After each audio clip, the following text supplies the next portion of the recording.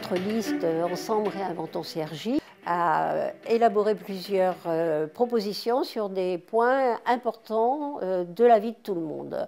Donc il s'agit de propositions sur le transport, sur les parkings, sur l'eau. La santé, la jeunesse, la vie quotidienne. Sur la culture, des propositions aussi pour le social. L'emploi, qui est un point très important, le logement et l'urbanisme. Ainsi que la démocratie locale. Je m'appelle Françoise Courtin. Je suis arrivée à Cergy en 1979, donc ça fait un sacré bout de temps que j'habite ici. Mes deux filles ont fait toute leur scolarité à Cergy, à l'école des Châteaux, au collège des Touleuses, au lycée Cassler, à l'université des sciences pour l'une et à l'école des infirmières d'Argenteuil pour l'autre. J'ai jamais pris le RERA, contrairement à certains, parce que tout simplement, moi, je travaillais à Cergy. J'étais institutrice à l'école des Touleuses, j'étais institutrice au chemin du Puy et ensuite à l'école de la justice. En 2001, j'ai été élue à la mairie de Cergy. J'étais maire adjoint chargée du logement. Et là, ça a été quand même une expérience très marquante dans ma vie. Vraiment très marquante, parce que ça m'a vraiment beaucoup changé, parce que j'ai rencontré énormément de gens très différents, mais toujours qui avaient effectivement des problèmes de logement. C'était très difficile parce que nous, on avait très peu de logements à proposer. J'ai rencontré des gens extraordinaires, des gens qui étaient en toute confiance, me raconter leur vie. J'ai rencontré des femmes formidables qui, le matin, partaient à 4h30 du matin pour aller faire 3 heures de ménage dans les hôtels de Paris et qui, le soir, recommençaient la même chose. Et tout ça parce qu'il faut nourrir absolument les enfants. Et tout ça sans se plaindre. Franchement, ça a été une expérience pour moi très, très, très marquante. Et le deuxième mandat, en 2008, j'ai été maire adjoint chargé de la politique de l'habitat.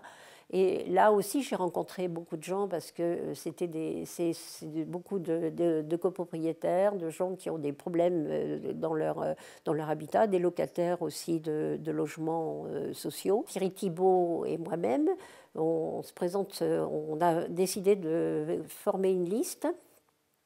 Donc le parti de gauche et le parti communiste, membres du Front de gauche, pour en quelque sorte gauchir un peu, mais pas dans le sens de tordre, mais dans le sens de rendre plus à gauche la politique de la commune. Je m'appelle Thierry Thibault, j'ai 53 ans, j'habite Cergy depuis 1975. À Cergy, j'ai fait toute ma scolarité depuis le collège. J'ai fait ma formation d'infirmier en psychiatrie à l'hôpital de Pontoise. Et ensuite, je suis allé à l'école normale d'instituteur de Cergy. Et j'enseigne à Cergy, à Saint-Christophe, depuis les années 90. J'ai d'abord enseigné à l'Escapade et aujourd'hui, je suis sur l'école de la Belle Épine. Ça fait la 4e fois que je porte les valeurs du Front de gauche pour des élections. Cette année, pour les élections municipales, nous avons décidé de partir en autonomie avec le Parti communiste, le Parti de gauche et des citoyens pour monter une liste à gauche du Parti socialiste, parce que nous pensons qu'il est important aujourd'hui de porter les valeurs de la gauche, les valeurs du partage des richesses et les valeurs du Front de gauche. Notre liste qui s'appelle Ensemble réinventons Cergy sera constituée donc de 45 personnes de l'ensemble des quartiers de Cergy et représentera la population cergissoise dans son ensemble. Moi, je pense que là, ça va être de plus en plus difficile. Il y aura de moins en moins de dotations de l'État. Et donc, ce que je ne veux pas, c'est que justement, ce soit le social qui paie les pots cassés. Au contraire, je pense que notre ville a besoin vraiment d'aide et de solidarité. Et donc, c'est pour ça qu'on a fait cette liste qui est vraiment à gauche. En ce moment, la vie est quand même très difficile pour tout le monde. On est quand même tous, on s'aperçoit tous qu'on est accablés de taxes. La TVA a augmenté au mois de janvier. C'est quand même un impôt qui est extrêmement injuste puisqu'il touche tout le monde de la même façon, les plus riches comme les plus pauvres.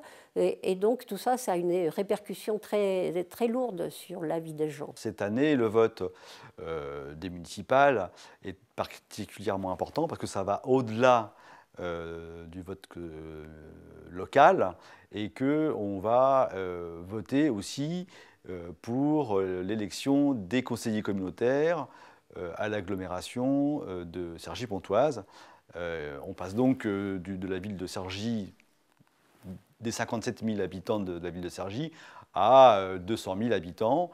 Et les décisions qui sont prises à l'agglomération sont très importantes sur notamment l'ensemble de la vie quotidienne des Cergy-Pontains, en ce qui concerne les infrastructures de transport, le sport et l'eau, par exemple. L'eau à Cergy, c'est une compétence de la communauté d'agglomération. L'eau est gérée par Veolia, qui est une entreprise privée, parce que tout simplement, on a fait une délégation de services publics. Or, l'eau, c'est un besoin complètement naturel, c'est indispensable, et ça ne devrait pas être une marchandise, on ne peut pas faire des bénéfices sur l'eau. Moi, je ne suis pas d'accord avec ça. Et donc, ce qu'on propose, nous, c'est justement d'essayer soit de revenir en régie publique, parce que c'est ce que font bon nombre de villes actuellement, hein, soit revenir en régie publique, soit renégocier avec Veolia, et ça aussi c'est possible. Hein. Moi, de toute façon, quelle que soit la voie choisie, si on baisse le prix du mètre cube, ça sera une bonne chose. Ça sera une très bonne chose pour les Cergissois. Et là, à Antibes, par exemple, ils avaient un prix d'eau au mètre cube de plus de 3 €. Et là, maintenant, ils ont l'eau la moins chère de France, à peu près 1,50 €. Et c'est Veolia qui manage toute l'eau sur Antibes. Donc, ça veut dire que c'est possible de rediscuter. D'autre part, l'eau qu'on a sur Cergy est de bonne qualité au niveau des composantes de l'eau, mais elle est très calcaire et c'est quelque chose qui abîme énormément. Ça abîme les appareils ménagers, ça abîme les vêtements, ça abîme beaucoup de choses. Et c'est quelque chose qu'on peut régler assez rapidement, donc il faudrait que ça soit fait. D'autre part, on demande aussi les premiers mètres cubes d'eau gratuits pour les personnes qui sont les plus fragiles, parce que ça existe déjà, mais c'est à peine redistribué, donc on voudrait que ça soit fait vraiment à une plus grande échelle. On verra, pour la ville de Cergy, 17 conseillers communautaires pour siéger au conseil d'agglomération. Donc, c'est important parce que le conseil d'agglomération traite de l'ensemble de la vie quotidienne des Cergy-Pontains. Nous souhaitons aller vers la gratuité des transports en commun. Alors, c'est une réalisation possible. Ça a été fait ailleurs, et notamment dans le sud de la France, à Aubagne. Ils ont mis en place la gratuité des transports sur l'ensemble des lignes bus et trains. Pour ce faire, on a des propositions. La première proposition, c'est la mise en place d'un pass Navigo au tarif des zones 1 et 2 pour l'ensemble de la région parisienne, ce qui permettrait aux gens de pouvoir se déplacer, d'aller au travail, et puis deux, de pouvoir participer, aller dans Paris et se déplacer le week-end. La deuxième proposition est de faire la gratuité des transports en commun pour les jeunes de moins de 25 ans sur l'agglomération de Cergy-Pontoise le week-end.